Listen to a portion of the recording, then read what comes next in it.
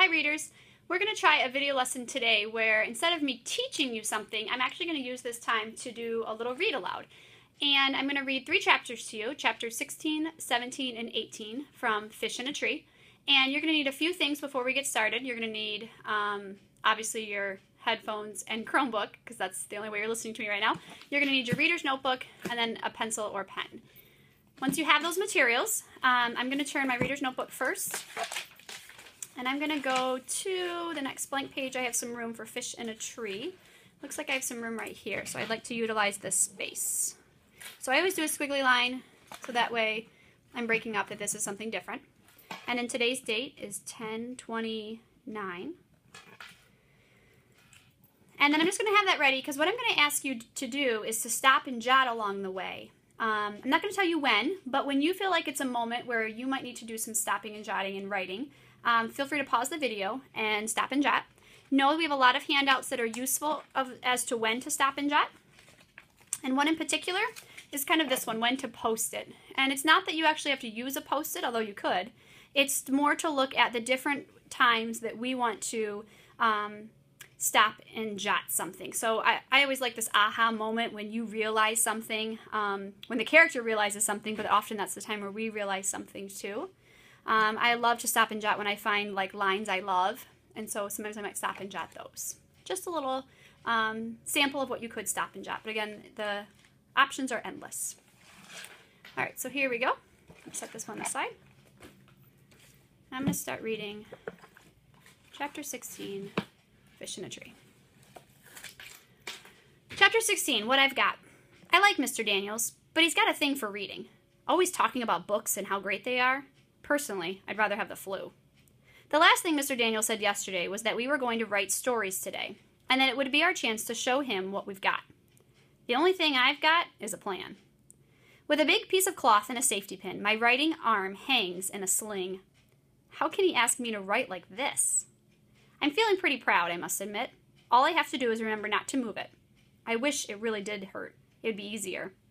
He sees me when I walk in, and it isn't long before he comes over to ask me what has happened. I have practiced the story all the way to school, about how I tripped over my cat on the stairs and fell. You have a cat? He asks. Yeah. He nods. Then he glances down at my sling. Is it a new cat? No, we've had that cat forever. A regular member of the family, I say, feeling like I'm starring in a commercial for something I'd never eat in a million years. He has a weird look on his face when he asks, What's its name? Whose name? Your cat. I panic. Pork Chop pops out of my mouth. He laughs. Pork Chop the cat, huh? I bet the dogs in the neighborhood like that. I'm nervous and embarrassed, wondering why I have to be so weird. Wondering why I now have to watch the mind movie in my head of a furry, meowing pork chop with a tail. But when the rest of the class sits down to do their writing assignments, he says I can read a book. I stare at the letters and watch them dance and move on the bright white page. My eyes ache and my head hurts. Mr. Daniels watches me, so I look down at the page and remember to turn it every once in a while. With my eyes closed, I watch bright movies of me flying, one of my favorite movies. In this one, I'm flying just above the water, my stomach almost touching it, racing toward a castle filled with blue light. I open my eyes a bit to watch the others write. I look at the page again. I even try to read some. I really do. But I can't help wondering why Mr. Daniels keeps looking over at me. I like the title of this, What I've Got. I might take a moment to stop and jot. What I've got. Pause the video, stop and jot something that's standing out to you.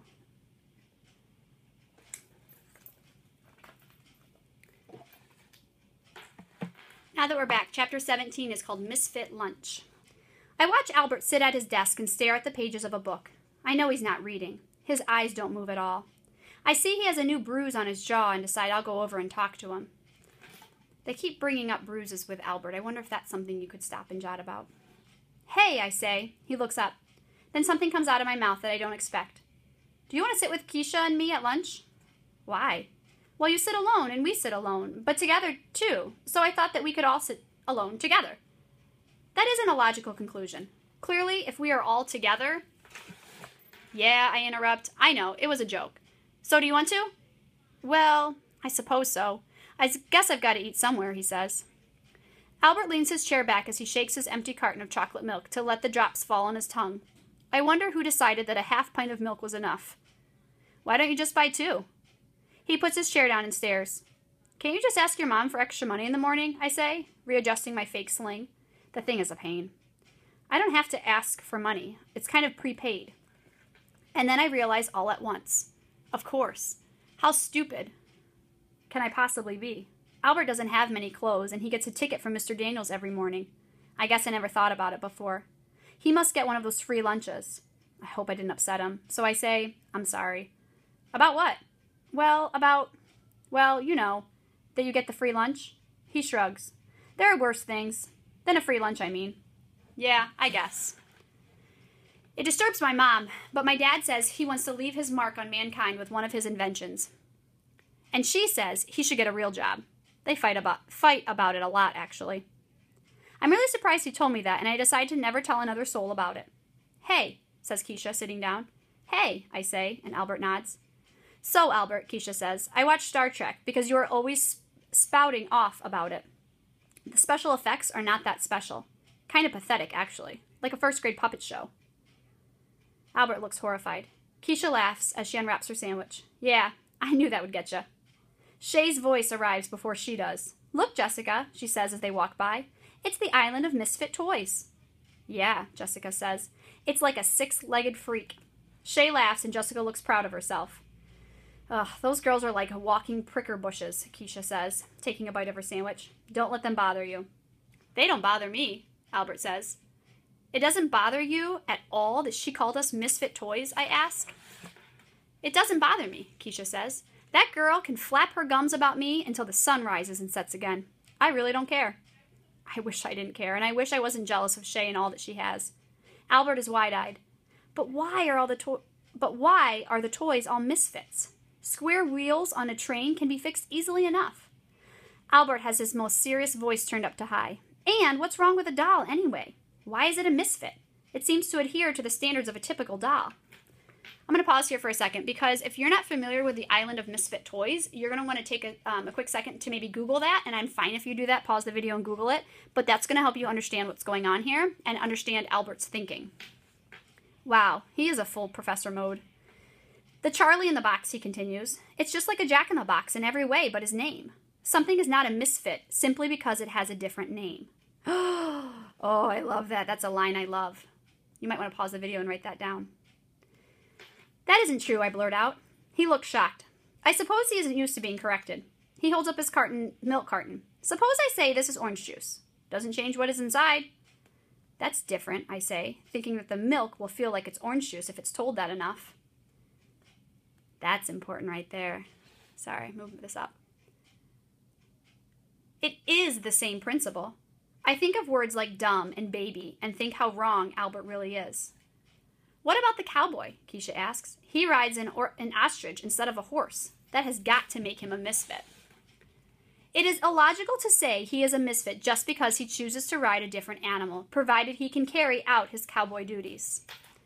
Albert, Keisha says, how can you possibly say cowboy duties with a straight face? I don't understand, he says. Keisha's forehead touches the table, and he continues.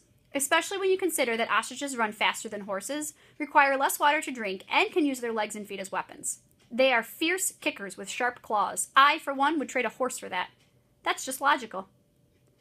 And then I think that if someone hung a sign on me that said anything, having that sign there wouldn't make it so. But people have been calling me slow forever, right in front of me, as if I'm too dumb to know what they're really talking about. People act like the word slow reader tell them everything that's inside. Like I'm a can of soup and they can just read the list of ingredients and know everything about me. There's lots of stuff about the soup inside that they can't put on the label, like how it smells and tastes and makes you feel warm when you eat it. That's got to be more than just a kid who can't read well. I'm going to reread that. There's got to be more to me than just a kid who can't read well. That, my friends, is powerful. You're going to want to take a minute to stop and jot. What do you think this last part means? Now that we're back, chapter 18. Let me take a quick peek, see how long it is. Okay, here we go. Chapter 18, Truths and Untruths. Keisha drops into her seat, annoyed that Mr. Daniels has asked her to do a paper over because he knows she can do better. I've always hated hearing from teachers, and then I realize I've never heard it from Mr. Daniels, and all of a sudden that bugs me. Since the day of the mystery boxes, I keep thinking about how good it felt to do something right, to fit in. That's what I want, to feel like everyone else, to be told that the work I know is terrible isn't good enough. I want him to tell me I can do better and see it in his face that he really thinks so. And then I remember that it is the best I can do. I haven't written in class since I had the fake sling on my arm. After 3 days of wearing it, Mr. Daniels told me he was going to have the nurse call my mom about my injured arm, so I'd figured I'd better lose the sling. So now I'm stuck. I don't know who to be, the one who admits that I can't do it, or the pretender. Finally, I decide I'll give Mr. Daniels something so terrible that he'll have to ask me to do it over. I don't even try to spell anything correctly like I usually do. I just put a whole bunch of letters together that even I know make no sense. I walk up and hand it to him instead of putting it in the assignment cubby. Thanks, Allie, but if you're done, why don't you just put it in the cubby? I push it toward him a little more. I thought you may want to check it over. We lock eyes for a few seconds, and then he reaches out to take it from me. Okay, he says. He looks at it, his eyebrows scrunch up, and then he looks back at me. He stays quiet, thinking, I can tell. I hear it in my head. Do better, Allie. And I would. I would magically do better, and Mrs. Silver would carry a trophy for me so big she'd have to carry it on her back. Allie? Huh? I said that you can just put it in the cubby then. And the pictures in my head pop like bubbles. I walk away without taking it back. As soon as we sit down in the cafeteria, Keisha announces to Albert, okay, this has been killing me all day long. What? I ask. Albert, so this Flint shirt that you wear every day. He interrupts. I do not, in fact, wear the same shirt every day. I have 5 identical ones. Keisha's eyes are wide. Seriously, Albert? You bought that same shirt 5 times? He doesn't seem to think it's a big deal. It's the one I liked. Well, anyway, Albert, Keisha says, I finally found out what the heck your shirt means. I Googled Flint, and you know what I found? His eyes widen. It's a place in Michigan. A kind of rock, something people used to light campfires, what arrowheads are made of, and a kind of sneaker. Albert doesn't say anything. Albert, did you hear me? What is it with a Flint shirt? That just makes no sense. No sense whatsoever. Albert fidgets. Hey, Albert, I say, you okay? You know, Keisha didn't mean any harm. I am quite aware of her intentions.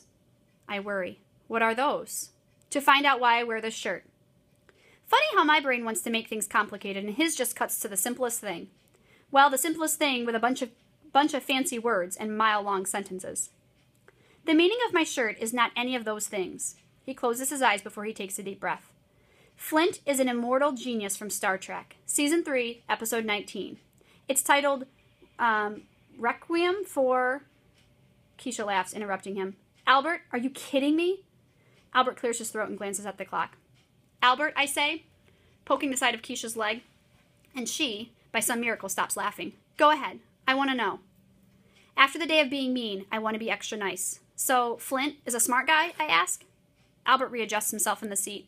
Flint goes away to his own planet. He puts up invisible barriers so that others won't see life forms there. He creates robots to protect himself and keep him company. They are predictable. Sounds super weird if you ask me, says Keisha. Why wouldn't he live on Earth with people? He had once lived on Earth. He left to be alone. He wanted to be alone. Keisha falls forward, dropping her arm on the table. Why the heck would a man leave Earth with everything here to go off and sit on some rock in space all by himself? Albert hesitates. Well, he says, it's to retreat from the unpleasantness of Earth and the company of people. Then he looks up right into my eyes. I can see that. I can see why someone would want to avoid being with other people. A great number of them are not very nice to me. And, well, listen, Albert, Keisha's voice has softened. I didn't mean, Albert interrupts. I was not implying it was you who is not kind to me. I'm relieved. But there are others who are not kind, he says. Interesting. Now we learn about Albert a few different things. I'm wondering if it's important to stop and jot about some of those things we're realizing with Albert. What are some of those aha moments that we were referring to? Take time to stop and jot.